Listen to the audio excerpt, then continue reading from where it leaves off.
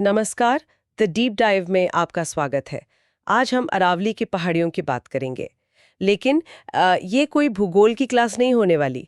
ये कहानी है एक हालिया अदालती फैसले की, जिसने इन करोड़ों साल पुरानी पहाड़ियों की जो परिभाषा थी उसे ही बदल कर रख दिया है। हमारे पास जो स्रोत हैं उनमें सुप्रीम कोर्ट का 20 नवंबर 2025 का वो फैसला है, उसके पीछे की सिफारिशें हैं और हाँ, सरकार की तरफ से शुरू की गई कुछ बड़ी संरक्षण योजनाएं भी शामिल हैं। तो आज हमारा मकसद ये समझना है कि कागज पर लिखी एक परिभाषा बदलने का जमीन पर क्या असर होता है, और जब एक तरफ कानून का दायरा सिकुड़ रहा हो तो क्या दूसरी तरफ शुरू की गई ग्रीन वॉल जैसी योजनाएं इस विरासत को बचा पाएंगी। चलिए इस पूरे मामले को गहराई से समझते हैं। तो शुरुआत करते हैं उस बड़ी खबर से जिसने ये पूरी बहस छेड़ी है। 20 नवंबर 2025 को सुप्रीम कोर्ट ने एक फैसला सुनाया। ये फैसला उस मशहूर टीवी गोदावरमन केस के तहत आया, जो 1995 से भारत में पर्यावरण संरक्षण के मामलों में एक बहुत बड़ा नाम रहा है। हाँ, और अदालत ने इस फैसले में केंद्रीय पर्यावरण, वन और जलवायु परिवर्तन मंत्रालय मतलब MOFCC की एक समिति की सिफारिशों को मान लिया है। इस समिति का मकसद साफ था। वो अरावली के लिए एक ऐसी परिभाषा बनाना चाहते थे जो पूरे देश में एक जैसी हो, ताकि कोई कंफ्यूजन ना रहे कि भाई कौन सा इलाका बचाना है और कौन सा नहीं। ठीक है, तो ये नई परिभाषा आखिर है क्या? इसे थोड़ा आसान भाषा में समझते हैं। पहला हिस्सा है अरावली पहाड़ी। अब से किसी भी जमीन के हिस्से को पहाड़ी तभी कहा जाएगा जब वो अपने आसपास की जमीन से कम 100 मीटर ऊंची हो। इसमें उसकी चोटी, ढलाने और आधार सब शामिल हैं। और दूसरा हिस्सा है अरावली रेंज या कह लीजिए पर्वतमाला। इसके मुताबिक जब दो या दो से ज्यादा ऐसी 100 मीटर या उससे ऊंची पहाड़ियां एक दूसरे से 500 मीटर के दायरे में हों तो वो मिलकर एक रेंज कहलाएंगी। और हाँ, इस 500 मीटर के दायरे में उनके बीच की घाटियां और छोटी मोटी चोटियां भी आ जाएंगी। एक मिनट, लेकिन क्या इस परिभाषा से कुछ स्पष्टता नहीं आती? पहले शायद ये तय करना ही मुश्किल होता होगा कि अरावली कहाँ शुरू होती है और कहाँ खत्म। तो क्या प्रशासन के लिए ये एक आसान तरीका नहीं है नियमों को लागू करने का? देखिए, प्रशासनिक सुविधा के नजरिए से देखें तो हाँ, ये चीजों को बिल्कुल ब्लैक एंड व्हाइट बना देता है। लेकिन पर्यावरण तो ब्लैक एंड व्हाइट होता ही नहीं है, वो तो एक बहुत बड़ा ग्रे एरिया है। और इस सुविधा की कीमत हम शायद एक पूरे पारिस्थितिकी तंत्र को खोकर चुका रहे हैं। और ये 100 मीटर का आंकड़ा ही क्यों? क्या इसके पीछे कोई खास वैज्ञानिक आधार है, या ये सिर्फ एक प्रशासनिक सुविधा के लिए तय किया गया नंबर है? क्योंकि किसी भी नियम के पीछे की मंशा को समझना बहुत जरूरी होता है। ये बहुत ही महत्वपूर्ण सवाल है। स्रोतों में इस 100 मीटर के नियम के पीछे का कोई विस्तृत वैज्ञानिक तर्क नहीं दिया गया है। और विशेषज्ञ अक्सर यही चिंता जताते हैं कि ऐसे कट ऑफ जो होते हैं ना, वो पारिस्थितिकी की जटिलता को नजरअंदाज कर देते हैं। आप सोचिए, एक 99 मीटर की पहाड़ी जो जैव विविधता से भरपूर हो, जहां झरने हों, जानवर हों, वो इस नई परिभाषा के हिसाब से कानूनी तौर पर एक सपाट मैदान के बराबर है। ये दिखाता है कि कैसे एक साधारण सी संख्या एक पूरे इकोसिस्टम का भविष्य तय कर सकती है। तो जब इस सीधे से नियम को एक इतने टेढ़े मेढ़े, पुराने और जटिल लैंडस्केप पर लागू किया जाता है, तो नतीजे क्या होता है? नतीजा चौंकाने वाला है।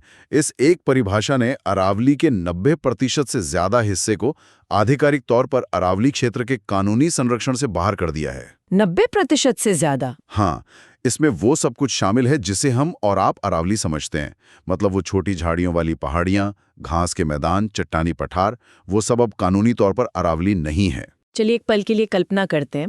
मान लीजिए दिल्ली के पास एक 95 मीटर ऊंची पहाड़ी है, जिसे स्थानीय लोग मोर वाला टीला कहते हैं।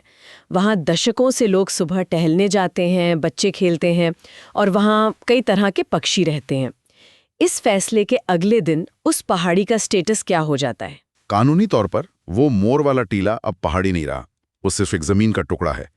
कल कोई बिल्डर उसे खरीदकर समतल कर सकता है और उस पर अपार्टमेंट बना सकता है, और उसे किसी खास पर्यावरणीय मंजूरी की जरूरत नहीं पड़ेगी, क्योंकि वो अब संरक्षित अरावली का हिस्सा है ही नहीं। ये तो बहुत गंभीर बात है। तो इसका असर सिर्फ एक पहाड़ी तक सीमित नहीं है, इसके तो बहुत दूरगामी परिणाम होंगे। बिल्कुल। जब हम इन सब बिंदुओं को एक साथ जोड़कर देखते हैं ना, तो एक बड़ी और कह सकते हैं कि एक चिंताजनक तस्वीर सामने आती है। सबसे पहली चिंता तो जैव विविधता की है। ये जो छोटे पहाड़ी इलाके और घास के मैदान बाहर हुए हैं, वे अनगिनत वनस्पतियों और जीवों के घर हैं। अब उनका कानूनी संरक्षण वो लगभग खत्म हो गया है। और संरक्षण हटने का सीधा मतलब है कि खनन जैसी गतिविधियों के लिए नए दरवाजे खुल सकते हैं। दरवाजे खुल सकते हैं, ये तो एक पहलू है। असल में इससे मौजूदा अवैध खनन को एक तरह की वैधता मिल सकती है। जो क्षेत्र पहले संरक्षित होने के कारण कानूनी पचड़ों में थे, वे अब खुले क्षेत्र बन जाएंगे। तो ये सिर्फ नई खदानों का मामला नहीं है, बल्कि पुरानी अवैध गतिविधियों के भी नियमित हो जाने का खतरा है। और इसका असर सिर्फ जमीन तक ही सीमित नहीं रहेगा, है ना? हम थार मरुस्थल की भी बात सुनते हैं। सही कहा। अरावली एक प्राकृतिक दीवार की तरह है जो थार मरुस्थल को पूर्व की ओर बढ़ने से रोकती है। अगर ये दीवार जगह जगह से टूटती है या कमजोर होती है तो मरुस्थल का विस्तार एक वास्तविक खतरा बन जाएगा। इसका मतलब है धूल भरी आंधियां, बंजर होती जमीन और मौसम के पैटर्न में बदलाव। और पानी, हरियाणा और राजस्थान के सूखे इलाकों के लिए अरावली का क्या महत्व है? और बहुत ज्यादा। अरावली का पूरा क्षेत्र भूजल पुनर्भरण पर निर्भर है, यानी जमीन की बारिश के पानी को सोखकर उसे नीचे जल स्रोतों तक पहुंचाने की जो प्राकृतिक क्षमता होती है, अरावली के मिट्टी और पेड़ पौधे एक स्पंज की तरह काम करते हैं। जब हम इस स्पंज को हटाकर कंक्रीट बिछा देते हैं या खनन के लिए जमीन खोद देते हैं तो पानी सोखने के बजाय बह जाता है और हमारे कुएं और बोरवेल सूखने लगते हैं। और दिल्ली एनसीआर में रहने वालों के लिए इसका सीधा मतलब है और ज्यादा वायु प्रदूषण। हाँ, ये असर सबसे जल्दी और सीधे तौर पर महसूस होगा। अरावली पश्चिम से आने वाली धूल भरी हवाओं के लिए एक नेचुरल फिल्टर का काम करती है।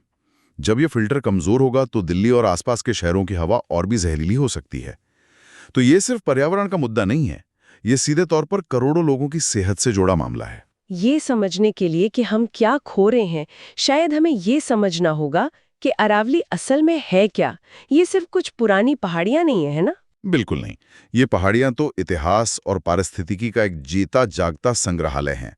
अरावली दुनिया की सबसे पुरानी वलित पर्वतमालाओं में से एक है। एक मिनट, वलित पर्वतमाला मतलब जैसे हिमालय है वैसी? हाँ बिल्कुल। कल्पना कीजिए कि आप एक कागज के दोनों सिरों को एक दूसरे की तरफ धकेलते हैं तो वो बीच में से ऊपर मुड़कर उठ जाता है, उसमें सिलवटें पड़ जाती हैं। करोड़ों साल पहले जमीन की विशाल प्लेटों के टकराने से अरावली भी कुछ ऐसे ही बनी थी।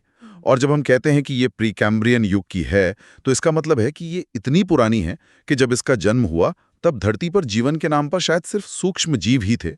ये हिमालय से भी करोड़ों साल पुरानी है। और आज जो हम देखते हैं वो इनका बचा खुचा रूप है। हाँ, आज ही एक अवशिष्ट पर्वत है।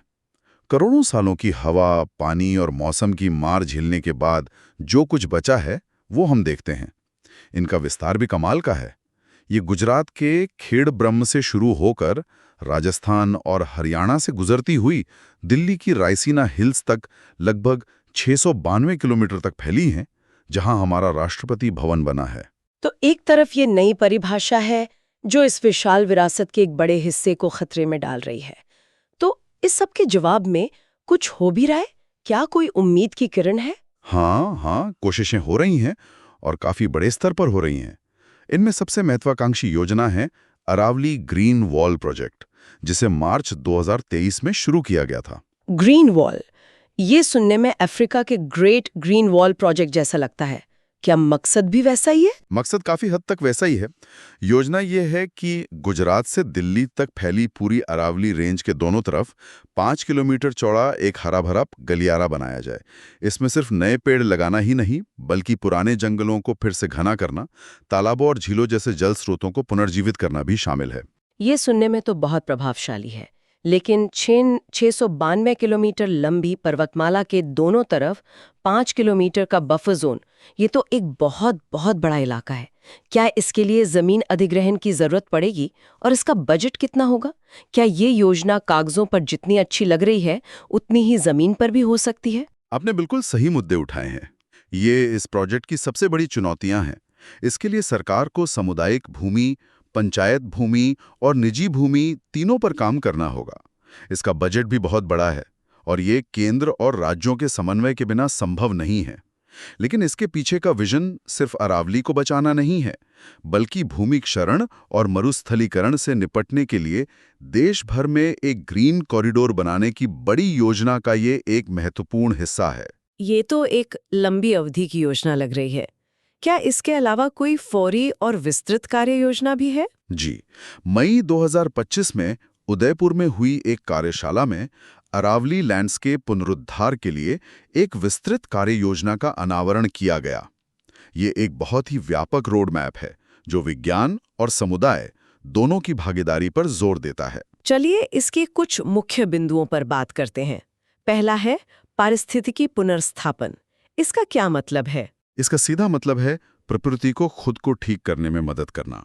यानी ऐसी जगहें जहां जंगल खत्म हो गए हैं वहां सिर्फ देसी प्रजातियों के पौधे लगाना जो वहां के मौसम और मिट्टी के अनुकूल हों। साथ ही मिट्टी और नमी को बचाने के लिए छोटे छोटे बांध या खाइयां बनाना ताकि बारिश का पानी बहकर बर्बाद ना हो। और दूसरा बिंदु है सामुदायिक भागीदारी। ये अक्सर सरकारी योजनाओं में सबसे कमजोर कड़ी होती है। सही कहा।